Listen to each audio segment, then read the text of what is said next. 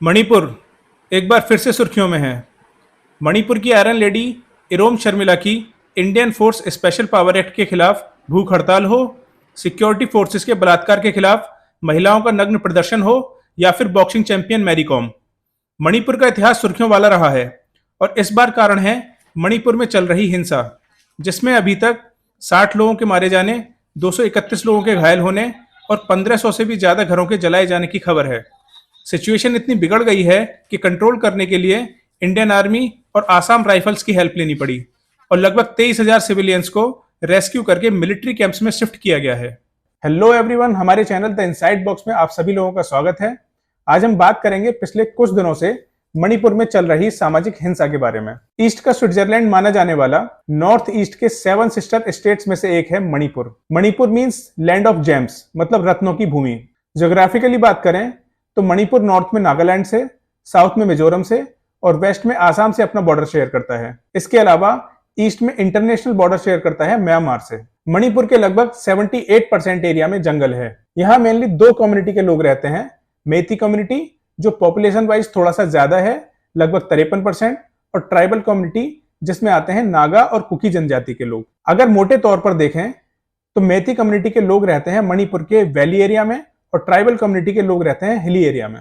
आगे बढ़ते हैं और आते हैं कहानी के पहले सीन पर।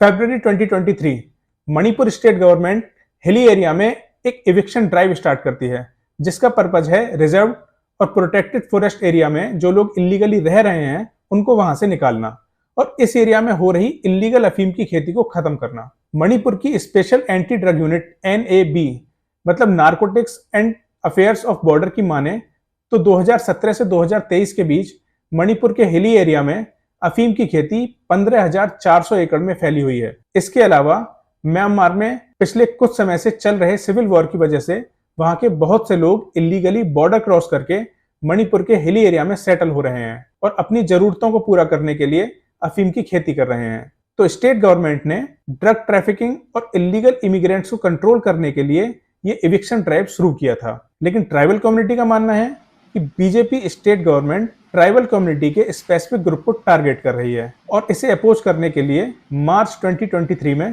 ट्राइबल कम्युनिटी एक रैली ऑर्गेनाइज करती है। कहानी के अगले सीन में 20 अप्रैल 2023 को Manipur high court state government को ऑर्डर देती है कि union tribal ministry of affairs के सामने मेती कम्युनिटी के लिए ST टैग की सिफारिश की जाए। वो मेती कम्युनिटी जिसके पास ऑलरेडी OBC टैग है। ट्राइबल ऑर्गेनाइजेशंस जैसे ATSUM, all tribal students union of Manipur और HAC, hill areas committee, high court के इस डिसीजन का विरोध करते हैं और इसके जवाब में हाई कोर्ट एटसम के प्रेसिडेंट और HAC के चेयरमैन के खिलाफ नोटिस जारी कर देती है, जिससे विरोध और भड़क जाता है। और अब 3 मई 2023 को एटसम मणिपुर के पहाड़ी जिलों में ट्राइबल सॉलिडेटरी मार्च ऑर्गेनाइज करता है और चूड़ा चंद्रपुर जिले में चल रही ऐसे ही एक मार्च के दौरान हिंसा भड़क जाती है, जो कि पूरे मणिपुर में फैल जाती है और इससे आगे की कहानी आप जानते ही हैं। अब सवाल ये आता है कि मेती कम्युनिटी ST टैग की डिमांड क्यों कर रही है और ट्राइबल कम्युनिटी को इससे क्या ऐतराज है। पहले समझते हैं मेती कम्युनिटी का पॉइंट ऑफ व्यू। यहाँ पर सबसे बड़ा मुद्दा है जमीन का। जमीन के बारे में यहाँ का एक कानून कहता है कि यहाँ की माइनॉरिटी कम्युनिटी मतलब ट्राइबल्स जो कि मेनली हिली एरिया में रहते हैं, कभी भी कहीं भी जमीन खरीद सकते हैं। लेकिन मेजोरिटी कम्युनिटी मेती ट्राइबल्स कम्युनिटी के हिली एरिया में जमीन नहीं खरीद सकती। जो मेती कम्युनिटी है वो मेजोरिटी में तो है लेकिन बहुत छोटे से एरिया में रहती है, मतलब टोटल मणिपुर एरिया का लगभग 10%। मेती कम्युनिटी का मानना है कि ST टैग मिलने के बाद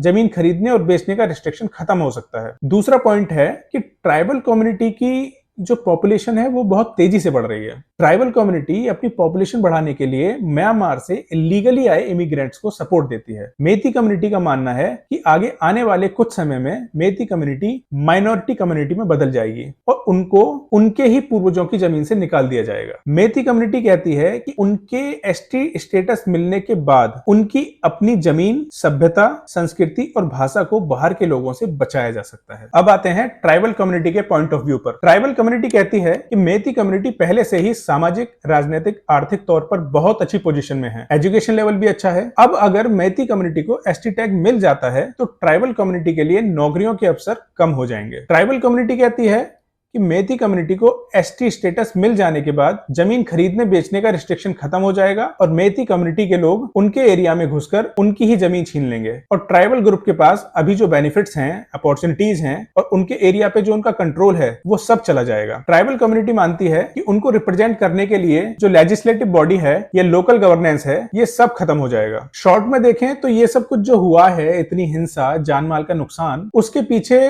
के सच को हम एक शब्द में बयां कर सकते हैं और वो है इनसिक्योरिटी, मतलब असुरक्षा। इनसिक्योरिटी अपने फ्यूचर को लेकर, अपने अधिकारों को लेकर, अपनी सभ्यता और संस्कृति को लेकर, अपने वजूद को लेकर। पर अगर हम सोचें कि इस समस्या का कुछ और समाधान हो सकता था, इस हिंसा में जिन लोगों की जानें गई, क्या उनको बचाया जा सकता था? तो मेरा जवाब है हाँ। सरकार के किसी भी फैसले से हम नाराज हो सकते हैं और उसका विरोध करना हमारा संवैधानिक अधिकार भी है, पर विरोध करते समय हमें यह अश्योर करना पड़ेगा कि विरोध शांतिपूर्ण तरीके से हो, अधिकारों की सीमा में रहते हुए, जो कि इस केस में ट्राइबल कम्युनिटी की तरफ से नहीं हुआ। वहीं दूसरी तरफ सरकार को चाहिए कि उसके किसी भी फैसले को लेकर वो जनता में अपना भरोसा पैदा करे। यदि जनता उसके विरोध में है तो विरोध को दबाने की बजाय विरोध के कारणों पर विचार करे। मुझे लगता है इस केस में सरकार लोगों की इनसिक्योरिटीज को सही तरीके से हैंडल नहीं कर पाई। ये जानकारी आप तक पहुंचाने के पीछे हमारा मकसद था आपको ये बताना कि एक नागरिक के तौर पर इस तरह की हिंसाओं को रोकने की कोशिश में आपकी क्या भूमिका हो सकती है, क्योंकि मुझे लगता है जिम्मेदारी पहले, अधिकार बाद में। जय हिंद।